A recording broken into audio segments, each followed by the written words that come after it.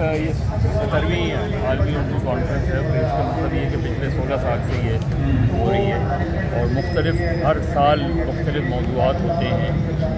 दुनिया भर से लोग आते हैं, पाकिस्तान के भी मुख्तलिफ इलाक़ों से शायर, अदीब, सहाफ़ी, हत्ता कि सियासी लोग भी यहाँ बड़ी तादाद में शिरकत करते हैं और ये एक ज़रिया है लोगों को मिलाने का भी, तबादला ख्याल का भी, और लोगों को ये पैगाम देना था कि बात अगर करनी है तो ज़मीन से करें। और ज़ाहिर है बड़ी तादाद में लोगों के आने का मतलब ये कि लोग इस कॉन्फ्रेंस को पसंद करते हैं, इस कॉन्फ्रेंस के साथ जुड़े हुए हैं। यहाँ थिएटर भी होता है, यहाँ प्लेज भी होते हैं।